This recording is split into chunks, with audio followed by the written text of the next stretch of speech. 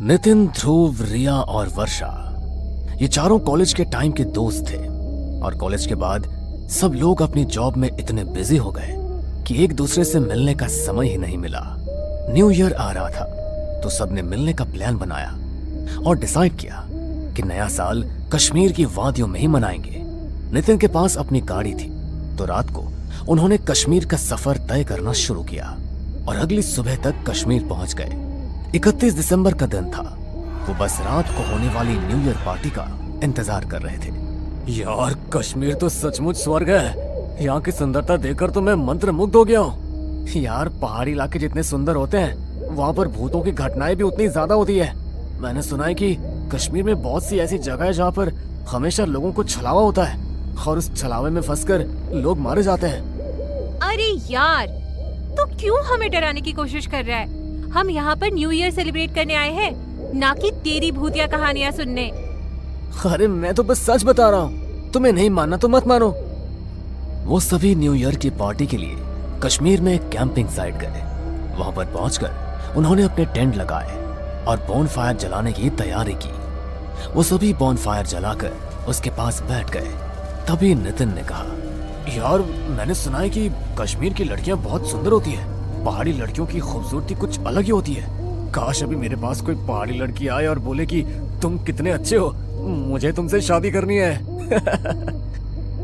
भाई, रात के 12 बजे किसी लड़की का तो पता नहीं, लेकिन कोई भूतनी जरूर तेरे पास आ सकती है। जब देखो तब फालतू की बातें करता रहता है। अच्छा बेटा, मैं फालतू की बातें कर रहा हूँ, तू तो जैसे बहुत समझदारी वाली बातें करता है ना। अरे यार, वर्षा के सामने ज्यादा सीधा बन रहा है। अच्छा तुम लोग बैठो, मैं अभी आता हूँ, बहुत जोर की लगी है। अरे रुक, अपने साथ माचिस लेकर जा। कोई छलावा मिल गया तो अपने साथ ही ले जाएगा। अरे तो बंद करना अपनी बकवास यार, अभी आ रहा हूँ बस मैं। ध्रुव ने कश्मीर में होने वाली कई भूतिया हादसों के बारे में सुना था, इसलिए वो बार बार सबको सावधान कर रहा था। लेकिन नितिन ने उसकी बात नहीं सुनी और बिना माचिस को अपने पास रखे झाड़ियों के बीच चला गया।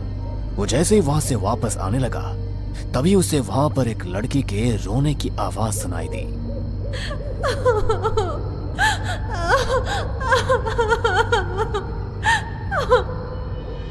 अरे, इतनी रात गए लड़की के रोने की आवाज। कहीं सचमुच यहाँ पर कोई छलावा तो नहीं है? जल्दी से निकलना पड़ेगा।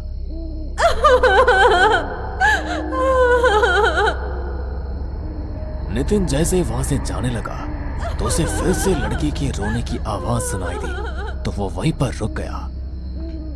अरे अरे, फिर से वही आवाज। लगता है सच में कोई मुसीबत में है। हाँ, मैं मुसीबत में हूँ। तुम इस तरह अचानक से मेरे सामने कैसे आ गई? अभी तक तो यहाँ पर कोई नहीं था। मेरी मदद करो। मैं तो बहुत समय से यहाँ पर किसी की मदद का इंतजार कर रही हूँ। अंधेरे की वजह से आप मुझे देख नहीं पाए। मैं बहुत मुश्किल में हूँ, प्लीज मेरी मदद कर दीजिए। शहर से आए हुए कुछ लड़के मेरे पीछे पड़ गए थे। बड़ी मुश्किल से अपनी जान बचाकर भागी हूँ। यहाँ पर अकेली रहती हूँ, कोई ऐसा है भी नहीं जिसके पास मैं मदद के लिए जा सकूं। आप मुझे अच्छे इंसान लगते हैं, आप मेरी मदद करेंगे ना? हाँ, तुम चिंता मत करो, तुम मेरे साथ चलो, तुम्हें कोई खतरा नहीं है। नितिन रास्ते भर उससे बातें करते हुए अपने दोस्तों के पास वापस आ गया। उसके दोस्तों ने उसे देखा तो हैरान रह गया। ये तुम क्या कर रहे हो नितिन? हाँ, मैं तो तुमसे इसे मिलवाना ही भूल गया। ये मुझे रास्ते में मिली। अरे कौन मिली? कोई भी तो नहीं है यहाँ पर। क्या? नितिन ने मुड़कर दूसरी तरफ देखा तो वहां पर कोई भी नहीं था। उसके पैरों तले से जमीन खिसक गई कि अभी तक जिस लड़की से वो बातें कर रहा था अचानक उसकी आंखों के सामने से वो कहाँ गायब हो गई। अरे इस तरह भूत बनकर क्यों खड़ा हो गया? बताना क्या हुआ? कहीं सच में तो तुझे किसी छलावे ने नहीं पकड़ लिया था ना? इस बार ध्रुव की बात सुनकर नितिन सच में डर गया और उसके कानों में दबी हुई आवाज पड़ी जो उसी लड़के की थी। अब तो तुम समझ ही गए होगे कि मैं कौन हूँ। चलोगे ना मेरे साथ? ये आवाज जैसे ही नितिन के कानों में पड़ी तो वो अचानक बौखला गया और वही लड़की अचानक से उसे खींचने लगी। जैसे ही सबने देखा तो वो बहुत ही भयानक थी। वो नितिन को खींचते हुए झाड़ियों की तरफ लेकर जा रही थी। तभी रिया ने अपना दिमाग लगाया और बॉनफायर में जल रही एक लकड़ी को उठाकर उसके ऊपर फेंक दिया। तो उसकी देखा देखी सभी ऐसा करने लगे। ऐसी बुरी चीजें आग से डरती है, इसलिए आग को देखकर वो वहां से गायब हो गए। तभी उन लोगों ने देर ना करते हुए नितिन को उठाया और जल्दी से सब गाड़ी में बैठ गए। नितिन बुरी तरह सहम चुका था, इसलिए ध्रुव ने गाड़ी स्टार्ट की और वो वहां से निकल गए। जल्दी गाड़ी भगाओ ध्रुव, हमें जल्द से जल्द इस पहाड़ी इलाके से निकलना होगा। अगर रास्ते में हमें कोई और छलावा मिल गया तो आज तो हम सब मारे जाएंगे। अरे भगवान के लिए इनका नाम मत लो, मुझे पहले बहुत डर लग रहा है वर्षा। बस भगवान का नाम लेते रहो और दुआ करो कि हम यहाँ से सही सलामत अपने घर पहुंच जाए। गाड़ी में सब बेहद डरे हुए थे। ध्रुव फुल स्पीड में गाड़ी भगा रहा था। तभी अचानक उसकी गाड़ी के सामने वही लड़की आकर खड़ी हो गई और उसका चेहरा देखते ही देखते बहुत भयानक हो गया। उसे गाड़ी के सामने देखकर ध्रुव अचानक बौखला गया और गाड़ी का बैलेंस बिगड़ गया। गाड़ी जाकर सामने के पेड़ में टकराने ही वाली थी, लेकिन ध्रुव ने थोड़ी हिम्मत की और अचानक गाड़ी को ब्रेक लगा दिया। ये क्या कर रहे हो तुम? सबको मार डालने का इरादा है क्या तुम्हारा? अरे वो लड़की अभी फिर से मेरी गाड़ी के सामने आई थी, उसे देखकर मैं हड़बड़ा गया। क्या? ये क्या बोल रहे हो तुम? वो लड़की अभी भी हमारे पीछे है? तब तो इसका मतलब यही है कि हम लोग अभी भी उसके छलावे में फंसे हुए और वो लड़की हमें जैसे चाहे वैसे घुमा रही है। वो कोई लड़की नहीं है वर्षा, ये छलावा है। वो जो चाहे वैसा रूप ले सकती है, इसलिए हमें बहुत सावधान रहना होगा। ध्रुव, तुम जल्दी से गाड़ी स्टार्ट करो और अगर इस बार कोई भी गाड़ी के सामने आए तो गाड़ी ना तो रोकना और ना ही हड़बड़ाना, बस गाड़ी आगे बढ़ा देना। ध्रुव ने अपने आप को थोड़ा समझाया और फिर से गाड़ी स्टार्ट की। इस बार उसने पहले से भी ज्यादा स्पीड से गाड़ी को भगाना शुरू किया। तभी अचानक से रिया की नजर गाड़ी के रियर मिरर पर पड़ी तो उसके होश उड़ गए, क्योंकि नितिन की आंखें पूरी तरह लाल हो चुकी थी और वो बड़े भयानक तरीके से हंसता हुआ रियर मिरर से उसी की तरफ देख रहा था। उसे देखकर रिया अचानक से चिल्लाई और उसके चिल्लाते ही नितिन उस पर झपट पड़ा। बचाओ, कोई बचाओ मुझे। वर्षा ने जल्दी से अपना हाथ में पहना हुआ रुद्राक्ष का ब्रेसलेट नितिन के माथे पर लगा दिया। तभी नितिन बुरी तरह तड़पता हुआ रिया से दूर हो गया और वो तीनों देर ना करते हुए गाड़ी से निकलकर वहां से भाग गए। हमें कुछ भी करके जल्दी से जल्दी यहाँ से निकलना होगा। अब तो नितिन भी उसकी चपेट में आ गया और अगर उसने हमें ढूंढ लिया तो वो हमें मार डालेगा। तुम्हारे हाथ का रुद्राक्ष का ब्रेसलेट कहाँ गया वर्षा? ओह माय गॉड, लगता है मेरा रुद्राक्ष वाला ब्रेसलेट गाड़ी में ही गिर गया। Oh no.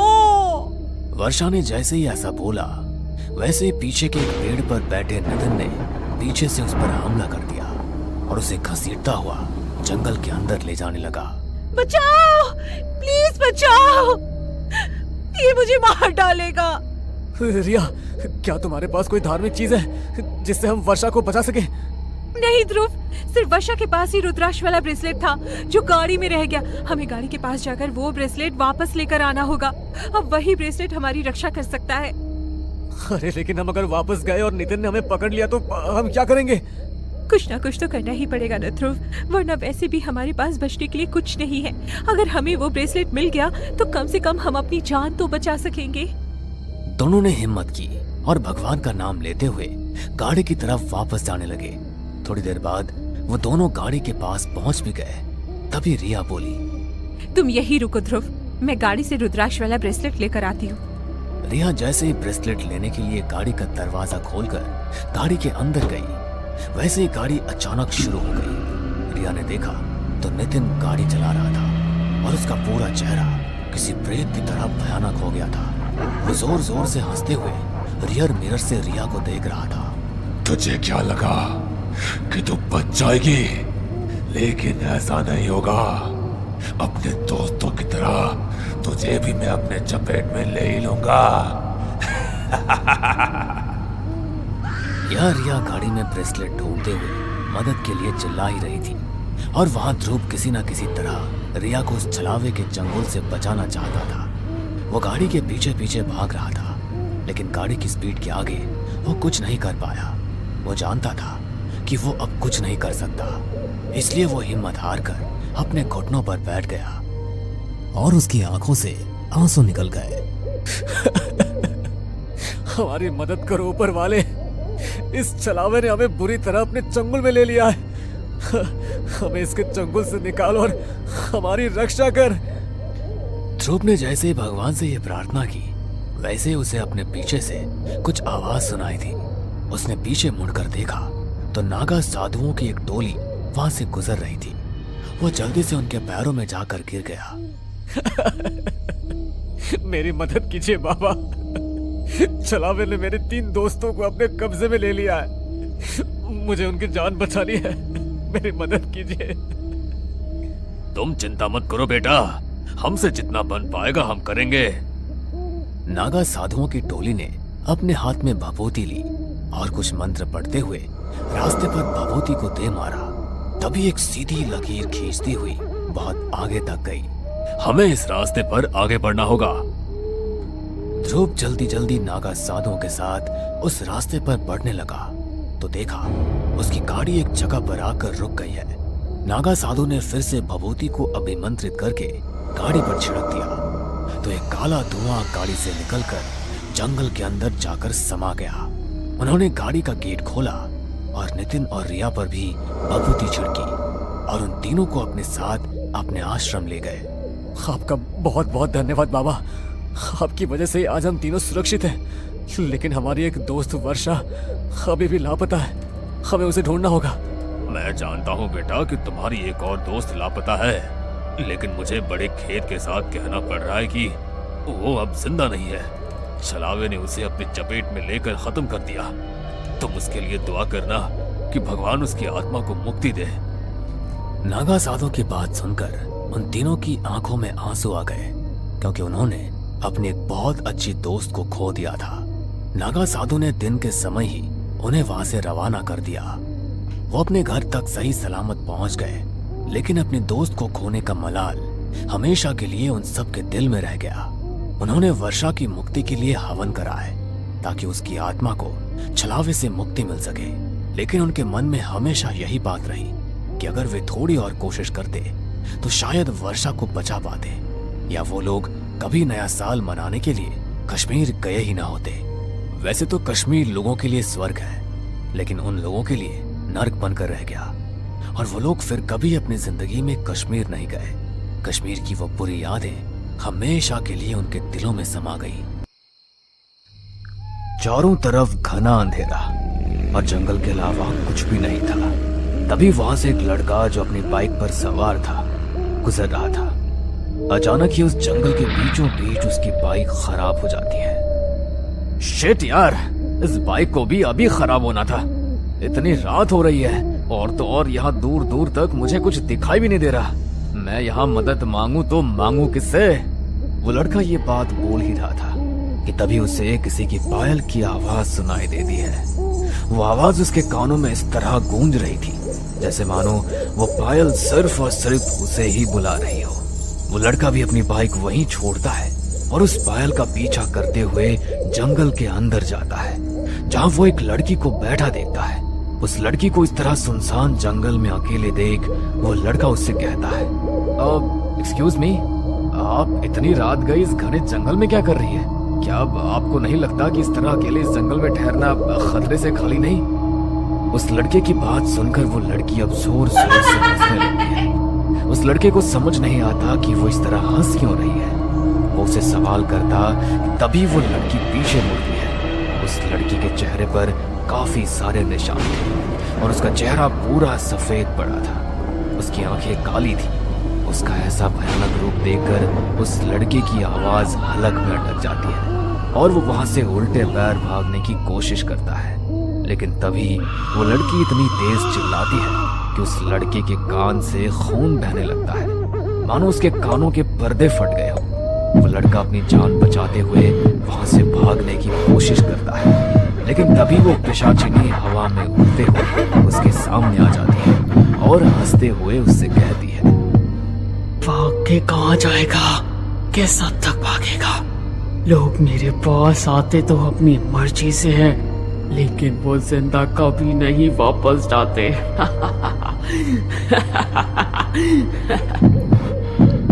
वो लड़का कुछ बोल पाता उससे पहले ही पिशाचिनी उस लड़के के ऊपर चढ़ जाती है और अपने गहरे नुकीले दांतों को बाहर निकालकर उसके गर्दन पर चुभाकर उसका खून चूस लेती है। इस तरह वो लड़का अपनी जान से हाथ धो बैठता है। उसका पूरा शरीर पीला पड़ चुका था और वो वहीं ढेर हो जाता है। तभी वो पिशाचिनी उसका पैर पकड़कर खींचते हुए उसे हाईवे पर फेंक देती है। ये कहानी है सीलमपुर गांव की, जहां रात के समय कोई भी बाहर नहीं निकलता था, क्योंकि ऐसा माना जाता था कि रात के समय उनके गांव में एक ऐसी चीज भटकती है जिसकी कल्पना शायद किसी गांव वालों ने नहीं करी थी। पर क्या गांव पर किसी की बुरी नजर लगी थी या किसी और का ही साया था, ये तो हमें इस कहानी में ही पता चलेगा। सीलमपुर गांव में विवेक नाम का एक लड़का अपनी माँ सुनीता और भाई विक्रम के साथ रहा करता था। ऐसे ही एक दिन, माँ आज मैं शहर जा रहा हूँ और मुझे आने में थोड़ा लेट हो जाएगा, इसलिए तुम मेरे लिए रुकना मत और खाकर सो जाना। ये बात तो ठीक है विवेक, लेकिन अगर तुझे लगा कि तुझे आने में रात हो जाएगी तो एक काम करना, शहर में कहीं रुक जाना, क्योंकि रात के समय हमारा गांव सुरक्षित नहीं है। ये तुम अच्छे से जानते हो। क्या माँ कैसी बात कर रही हो आप? ऐसा कुछ नहीं है। अच्छा मैं चलता हूँ। इतना बोलकर विवेक शहर के लिए रवाना हो जाता है और शहर में अपना काम खत्म कर घर आने लगता है। पर उसको घर आते आते शाम हो जाती है, लेकिन अब भी उसका गांव 10 किलोमीटर दूर था। विवेक जंगल के रास्ते को देख खुद से कहता है, अगर मैं हाईवे से जाऊंगा तो मुझे 3-4 घंटे लग जाएंगे। क्यों ना मैं ये शॉर्टकट अपना लूं? इस जंगल के रास्ते में अपनी गांव भी जल्दी पहुंच जाऊंगा और माँ गुस्सा भी नहीं करेगी। जंगल के रास्ते वो घर जल्दी पहुंच जाएगा, ये सोचकर वो जंगल का रास्ता अपना लेता है। वो थोड़ी ही दूर चलता है कि तभी उसको किसी के रोने की आवाज आती है। इतने घने जंगल में कौन रो रहा है और आखिर वो यहाँ कर क्या रहा है? विवेक उस रोती हुई आवाज का पीछा करता है। थोड़ी दूर चलने पर उसे एक लड़की बैठी हुई नजर आती है, जो अपने घुटने पर अपनी सर को टेक कर रो रही थी। उस लड़की को देख विवेक अपने बैग से पानी निकालता है और उसे देते हुए कहता है, सुनिए, आप इस तरह रो क्यों रही है? और तो और आप अकेले इस जंगल में क्या कर रही है? अरे इस जंगल में किसी जानवर ने आपका शिकार कर लिया तो? विवेक की बात सुनकर वो लड़की अपना चेहरा ऊपर उठाती है। उस लड़की की आंखें पूरी तरह लाल थी, पर विवेक उसकी लाल आंखों को इग्नोर करते हुए उसको पानी देता है। देखो, रोते रोते पूरी आंख लाल कर ली है तुमने। ये लो पानी पियो। मैं पानी नहीं पीती, मुझे पानी नहीं चाहिए। यार ये सही है, अपना गुस्सा तुम खाने पीने पर निकाल रही हो। एक काम करो, तुम मेरे साथ चलो। विवेक की बात सुनकर उस लड़की के चेहरे पर स्माइल आ जाती है और वो उसके साथ उसके घर जाने के लिए तैयार हो जाती है। कुछ देर बाद विवेक और वो लड़की दोनों ही विवेक के घर चले जाते हैं, जहाँ सुनीता उस लड़की को देख विवेक से कहती है, विवेक ये कौन है? माँ ये कौन है ये तो मुझे भी नहीं पता, लेकिन ये एक लड़की है। तुम्हें पता है, ये मुझे जंगल में रोती हुई मिली थी। जंगल में? तू जंगल के रास्ते से आया था? अरे तेरी बुद्धि पर पत्थर पड़ गया है क्या? एक तो तुझे इस लड़की का नाम नहीं पता, ऊपर से तू इसे जंगल से लेकर आया है। अरे नालायक, तुझे मालूम नहीं उस जंगल में एक पिशाचिनी रहती है जो लोगों का खून चूस कर उसको मार डालती है। कहीं ये लड़की वही पिशाचिनी तो नहीं है? हे लड़की, सच बता, तू पिशाचिनी तो नहीं है ना? अगर तू पिशाचिनी है तो मेरे घर से चली जा, क्योंकि मैं तुझे मेरे घर को कुछ नहीं करने दूंगी। आंटी जी, आप ये कैसी बातें कर रही हैं? वो तो मेरे घर वालों ने मुझे घर से निकाल दिया था, इसलिए मैं उस जंगल में रो रही थी। लेकिन भला हो विवेक जी का, जो इन्होंने मेरी मदद करी। आंटी जी, अगर आपको ऐसा लग रहा है कि मैं कोई पिशाचिनी हूँ तो मैं यहाँ से चली जाती हूँ। इतना बोलकर पिशाचिनी पीछे मुड़ती है और अपनी आंखों को काली कर अपने दांत बाहर निकालने लगती है। पर तभी विवेक बीच में बोल पड़ता है, माँ ये आप कैसी बातें कर रही है? देखो रात ज्यादा हो रही है, अगर आपको इसे घर से बाहर ही करना है तो सुबह कर देना।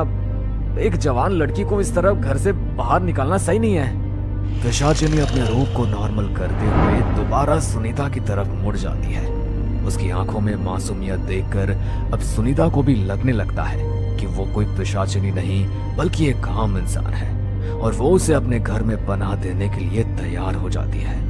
सभी लोग खाना खाकर सोने के लिए जाते हैं, लेकिन इस दौरान वो पिशाचिनी खाना नहीं खाती। देर रात सभी सो रहे थे, तभी वो पिशाचिनी उठती है और हवा में उड़ने लगती है।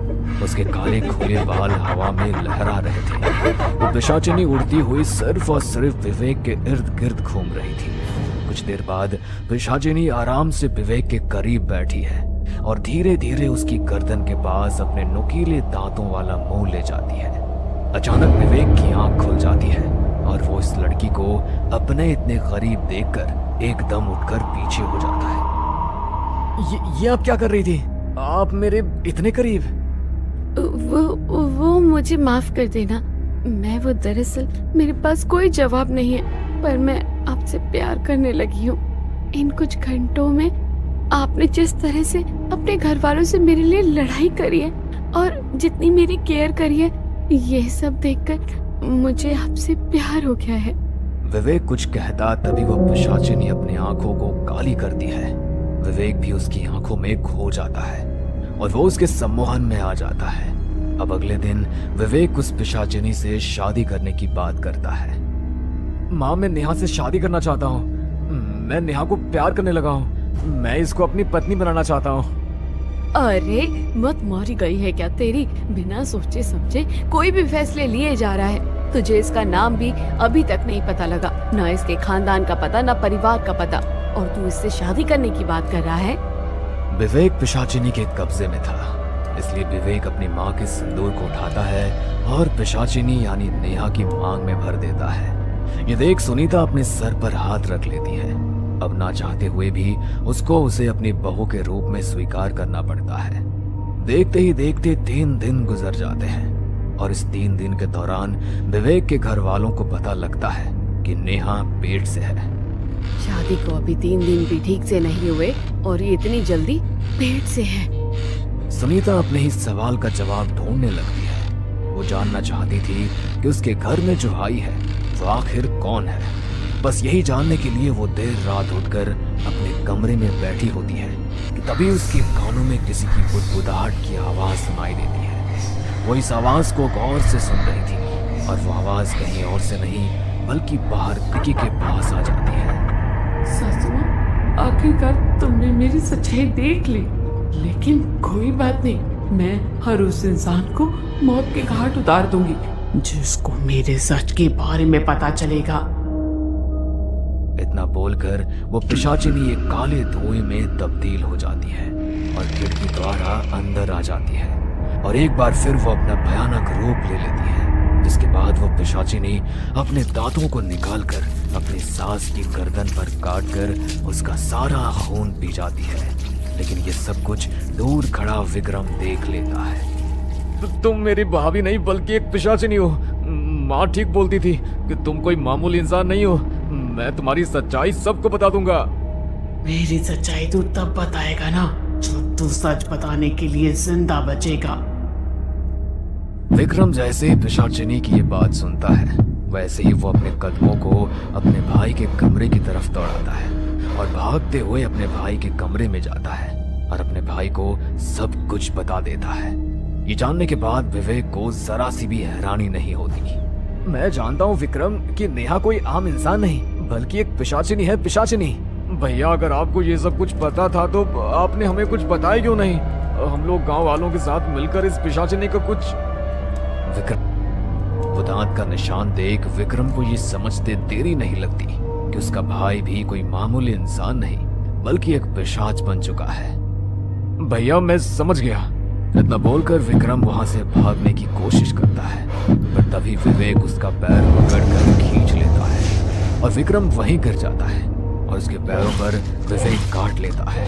लेकिन फिर भी विक्रम हिम्मत नहीं हारता और एक बार फिर उठकर भागने की कोशिश करता है और इस बार वो भागने में कामयाब भी हो जाता है। और वो अपने सभी गांव वालों को इकट्ठा कर सभी को सब कुछ सच बता देता है। ये जानने के बाद सभी गांव वाले अपने हाथ में आग की मशाल लेकर आते हैं और विक्रम के घर को जला देते हैं। विक्रम के घर में विवेक और वो पिशाचिनी जल रहे थे, पर तभी वो पिशाचिनी अपने पेट पर एक जादू करती है। अपने पेट से अंत था, या यहाँ से शुरुआत थी एक नई कहानी की। हमें पूरा यकीन है दोस्तों कि आप लोगों को ये कहानी जरूर पसंद आई होगी। अगर आपके साथ भी कुछ ऐसे अनकहे किस्से हो चुके हैं तो प्लीज हमारे साथ शेयर करें, हम जरूर अपने चैनल पर उनको दिखाएंगे। हमारी ईमेल आईडी नीचे डिस्क्रिप्शन बॉक्स में दी गई है, तो प्लीज हमारे वीडियो और चैनल को शेयर एंड सब्सक्राइब करें और बने रहे हमारे साथ ऐसे ही अनकहे किस्से और कहानियां सुनने के लिए।